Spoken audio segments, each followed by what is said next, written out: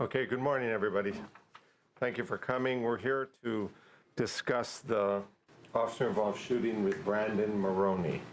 What I'll do is I'll go over a PowerPoint slide first, and then we'll go through a slide of still pictures showing the encounter, and then we'll do the body cam footage. The body cam footage moves really quickly, so I want to do the other ones first, but we will go ahead and do that. And the initial evaluation in this case was done by Screening Intake Division Chief Mark Ewan. So, investigative questions as always. First, was the use of deadly force resulting in the death of Brandan Maroney justified? And will any charges be filed against the police officer who shot and killed Mr. Maroney?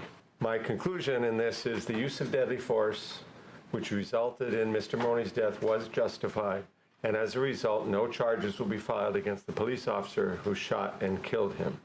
Here's Mr. Maroney in 2023. Now the scene here, this is January 25 of 2024. It took place on Farrington Highway. It was daylight, middle of the day, weather was sunny and clear.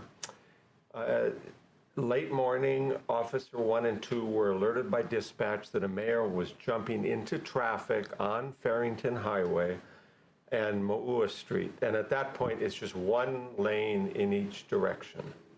They arrived at the scene at about the same time in separate vehicles. Officer 1 had his subsidized vehicle, while Officer 2 had a blue and white. They're wearing their HPD Class A uniforms, their regular uniforms, and they observed Maroney to be standing in the middle of the westbound lane, so away from town,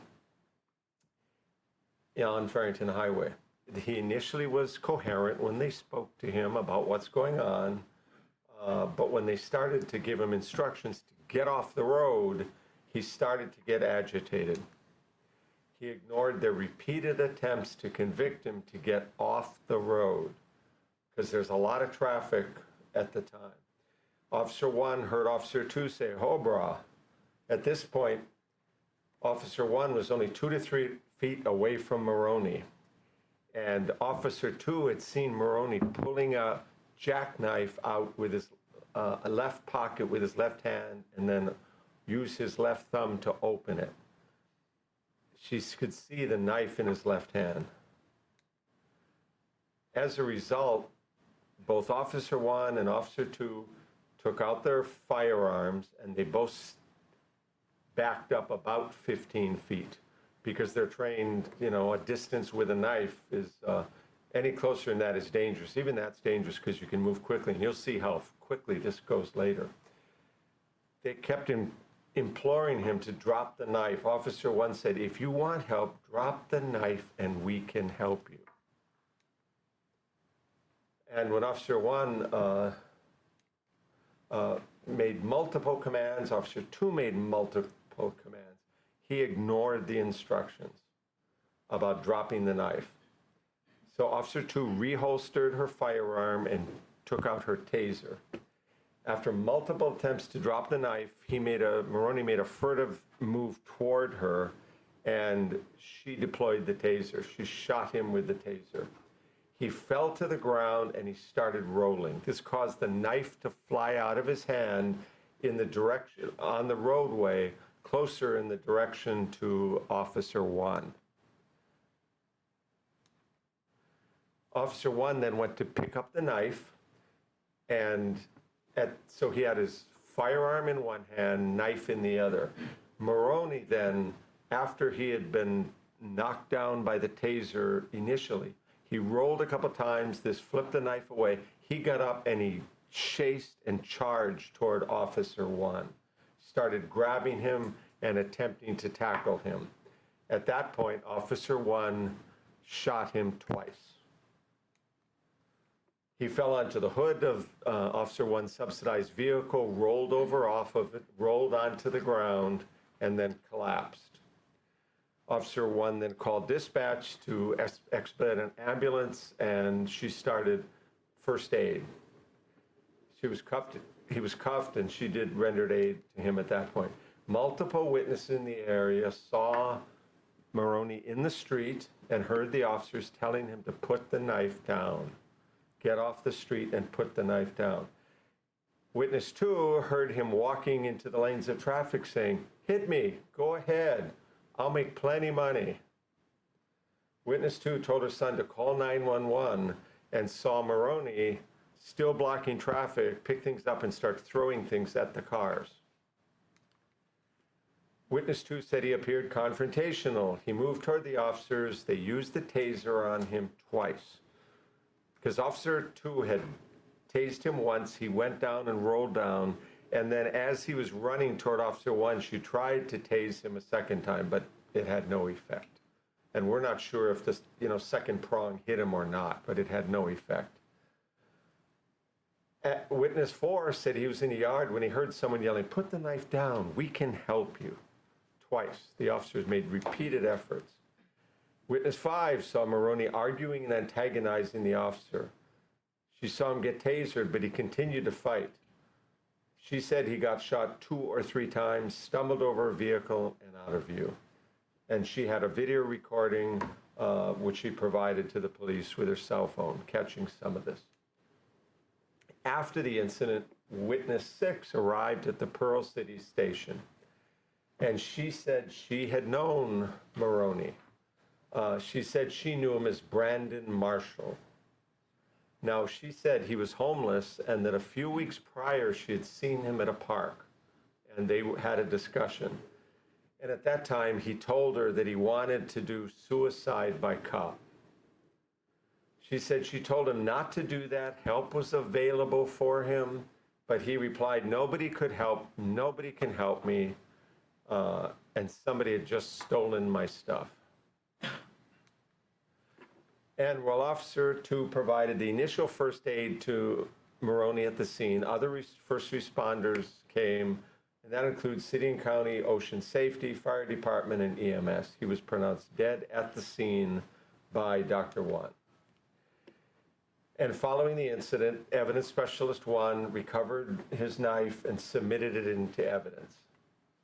And that's the knife he was carrying that he pulled out and that got thrown to the ground. So on January 26, 2024, Dr. 2 performed an autopsy. Dr. 2 determined the cause of death to be multiple gunshot wounds, the 2 gunshot wounds. A toxicology screen was done. It was positive for methamphetamine and marijuana in Mr. Maroney's blood. Now, here's his criminal history. In 2014, he had 2 convictions for methamphetamine trafficking in the second degree, 1 felony conviction for promoting a dangerous drug in the third degree, that's methamphetamine, and 1 misdemeanor count of promoting a detrimental drug in the second degree, that's distributing marijuana. At the time, methamphetamine trafficking in the second degree had a mandatory 10 years in prison, so that's the sentence he got in 2013.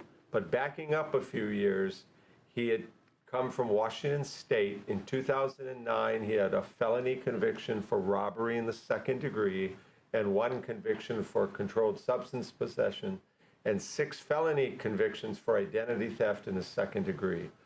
A few years before that, he had a felony conviction for car theft. So he was on parole for the Washington State convictions. And what they can do is, if they want to move to another state, they can ask the probation departments to help out and do what's called courtesy supervision. So he was on courtesy supervision in Hawaii in 2013 when he was convicted of these other felony counts. Okay, so the analysis. Use of deadly force in self-protection. The use of deadly force in self-defense, 2 issues. 1, did the actor use deadly force? No question. Officer 1 shot Mr. Maroney with a service firearm twice. These shots are not accidents. Number 2, was the use of deadly force justified? Yes. After getting hit with a taser, Maroney rushed at Officer 1 as Officer 1, apparently caught by surprise, picked up the knife. Getting hit with a taser a second time had no effect on Maroney. He grabbed at Officer 1 and tried to tackle him. Officer 1 was unsure if he was trying to get possession of the gun or the knife, because those were in his two hands. If successful, he could use either one of those on either Officer 1 or on Officer 2. So we've determined that Officer 1 had a reasonable belief that deadly force was immediately necessary to protect himself from death or serious bodily injury, and that shooting Maroney twice was justified. The other prong here is use of deadly force in the protection of others. And it involves two issues. Was there use of deadly force? No question, yes. Officer 1 used deadly force in intentionally shooting Maroney twice with his service firearms. These shots were not accidents. And was the use of deadly force in the protection of others justified? Yes. Maroney was the initial aggressor. He ignored instructions to get off the road. He pulled out his knife. After getting hit with a taser, he kept charging Officer 1. Maroney tried to tackle Officer 1, and given his aggression and erratic conduct, it was reasonable for Officer 1 to believe that Maroney was trying to get control of his firearm and use it on Officer 2 in addition to using it on himself. So given Officer 2's position, any shot fired at her would put other bystanders at risk as well. And as you heard, there were other witnesses around who were watching this because it was right on the street where houses are in Mākaha. As a result, Officer 1 was justified in shooting Maroney based on the issue of use of deadly force for the protection of others. So the conclusion we have is the use of deadly force, which resulted in Mr. Maroney's death, was justified, and then no charges will be sought against Officer 1 of the Honolulu Police Department. Now let's go over it with still pictures from the body-worn camera, and then we'll do the body-worn camera itself later. So you can see this took place in Mākaha out on the Waianae coast. And this is a close-up view. It's a residential area, very busy, lots of houses around. This picture is taken afterwards, after Mr. Maroney was deceased. But you can see it's right in front. This is Mr. Maroney. It's right in front of houses, and witnesses were around at the time. Okay, that's Mr. Maroney standing there as he's talking. You can see how close Officer 1 is to him. This is Officer 2 from her position facing him. You can see his hand is in his left pocket. And then you can see he has now pulled out the knife. Officer 1 there is still really close to him, and I would say he doesn't see the knife. He looks at Mr. Maroney. He's standing there because the officer's still in a pretty relaxed position there, but Maroney has now pulled out the knife. Okay, this is taken right after Officer 2 tased him. He's falling down. And take note of the time. It's 11:02 and 51 seconds. So he has just been tased and knocked down. He's starting to roll on the ground, and you can see the taser is moved downward because the two prongs with the wires attached are in Mr. Maroney. Okay? He's rolling, and you can see the knife flies out of his hand, and it's at the top of the screen. I can't tell if it's still in the air or has landed on the ground yet, but that's where it is. And then you can see Officer 1 has his firearm out. He turns to go recover the knife. Mr. Maroney has now rolled up onto his feet, and you can see this is 11:02:56 now. So this is 5 seconds later from getting tased to being on the ground and now going after, just about to go after Officer 1. And now he's turning toward him, and Officer 1 is picking up the knife with one hand. He has his service firearm in the other. Mr. Maroney is charging directly at Officer 1. You can see we're at 11:02:58. We're 7 seconds after he was initially tased. Okay, 58 again. And here's 59, 11:02:59. He is now grabbing on to Officer 1. A total of 8 seconds from when he was first tased to when he's grabbing on to Officer 1. Given that, Officer 1 shoots twice at Mr. Maroney as they're struggling, and Mr. Maroney's still moving forward. He's now been shot twice. He rolls onto the hood of Officer 1's subsidized vehicle. That's the Charger there. And he's rolling over the hood and rolled off on the other side. He takes several steps toward the yard, and then he's going down, and that's where he landed, and then they recovered the knife. So let's watch the body-worn camera. It'll start right before Officer 2 deploys the taser, and it'll end up right where the scene you just saw. But it's not a real long thing, but you have some discussion beforehand, you know, with Mr. Maroney by the police. Get off the road. Get the stuff and pick it up. Let's go. No, but where am I supposed to walk? Get off the road. You don't understand? No, you don't understand. You want to go in? Bruh, get off the road. That's What you is guys... wrong with you?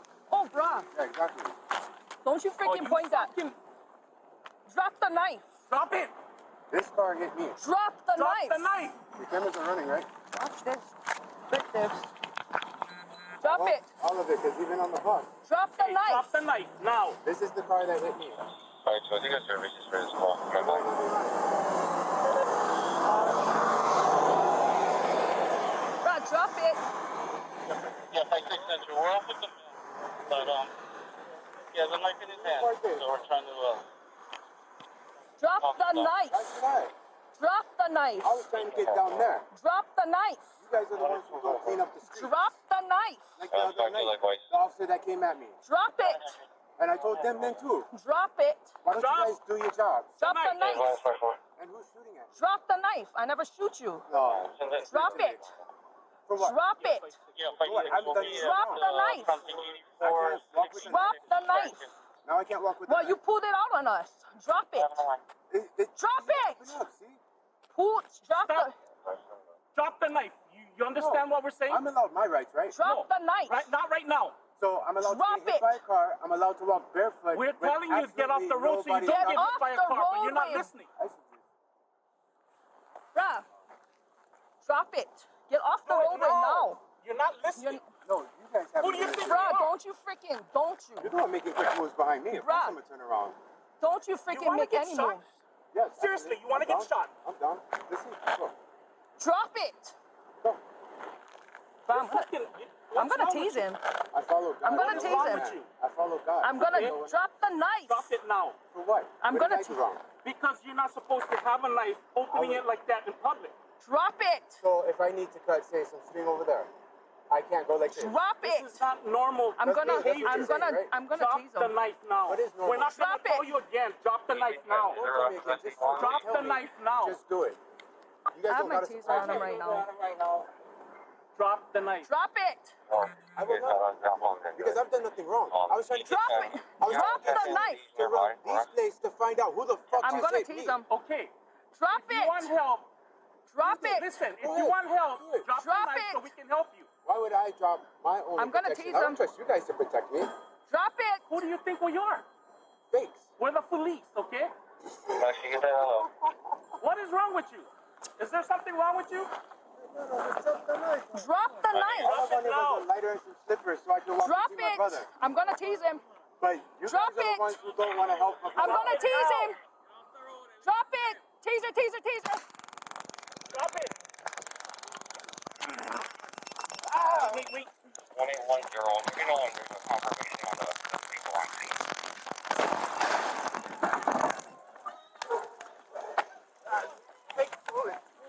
Get down on the ground. Okay, I think, you know, the officers were doing their jobs. They're dealing with members of the public, being incredibly patient. But there are a couple things I would like to say about this. One is the effect of the taser. I think some people have this idea that a taser is a magical tool that can solve every problem. And I think what you've seen here is it was helpful initially. I think the fact that he was wearing a jacket made it less effective because you can see it hit him and knocked him down. But he was up immediately and charging at the officer. And so the fact that all these circumstances are going to be different, but they were patient. They used verbal commands as they're instructed to do. First talking to him in normal everyday voice, then using verbal judo command statements to try to get him off of the street. And then when he brought out the knife, they were very patient working with him. When that didn't work, they escalated to another higher non-lethal force, which is the taser. That worked briefly, but he was up and running afterward, the police officer won. And a few weeks before this happened, he told a woman at a park he knew that he wanted to do suicide by cop. And suicide by cop is terribly unfair to the officers. I mean, it's a tragedy that Mr. Maroney got killed, but him putting these officers in that position is inexcusable. They have to live. The fact that it's totally justified means Officer 1 still has to live with the fact that he killed somebody, that he ended somebody's life. And that's something they have to live with. And every police officer knows this is possible on every single call they go on. We just happen to know this because a citizen came on her own to the police station to say, oh, she knew Maroney and that they had had this conversation. So it's unfortunate all the way around, but police officers' jobs are tough enough without having people use them to kill themselves. So if I can answer any questions, I'd be happy to do that.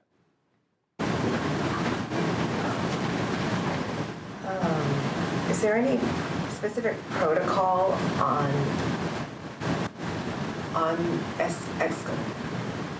escalation of response? I think they try to, this is kind of a textbook example, I think, because they were talking to him and they said at first it was a reasonable conversation, but then when he refused to get out of the street, he got more agitated, and then it became commands about getting out of the street.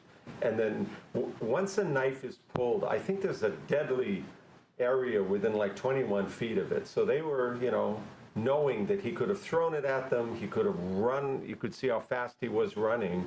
And if he had done that, they might not have had time to pull weapons out to stop him. So I think they did exactly right. It was verbal, then they used, and there were two of them, and then they used the taser, and that didn't work, and so they ended up getting shot. So they went from non-lethal force to finally lethal force. So I think they did exactly the right thing.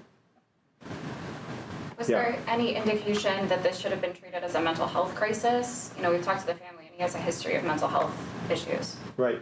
Well, I think when they get a call to 911, they have to respond. He's in the roadway putting himself and other people at risk. It might have been nice to have, somebody, but he was clearly coherent when he was talking. He was talking about getting hit by a car and suing them. He had talked before. He had been convicted multiple times of multiple felonies. So there are a lot of people with mental health issues in the world that do not rise to the occasion of not being held criminally responsible. And that went for years. I mean, it's unfortunate. I have no doubt that, he must have been suffering from some sort of,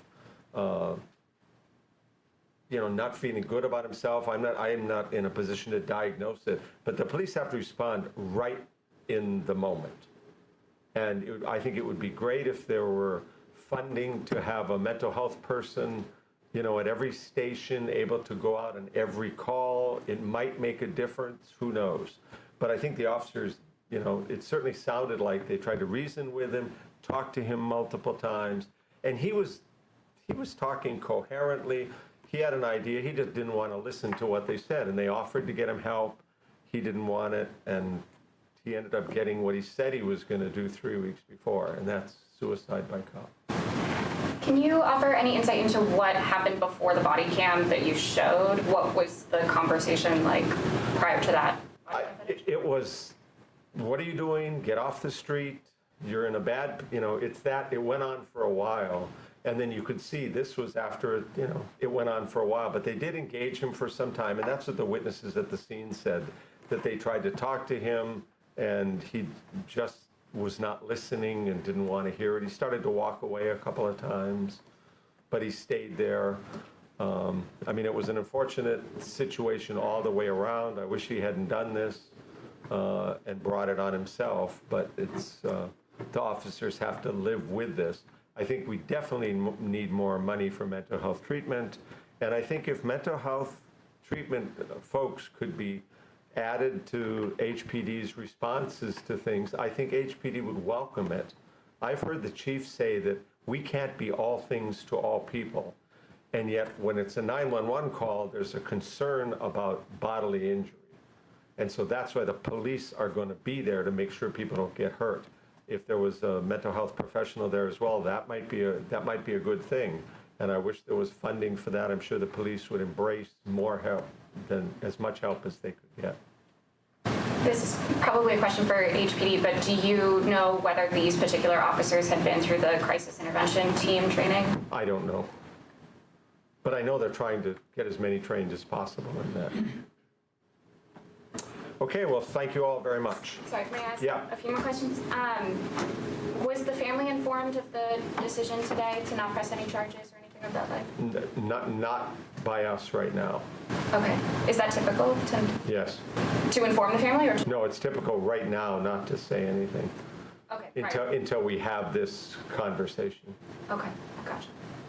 Okay, thank you.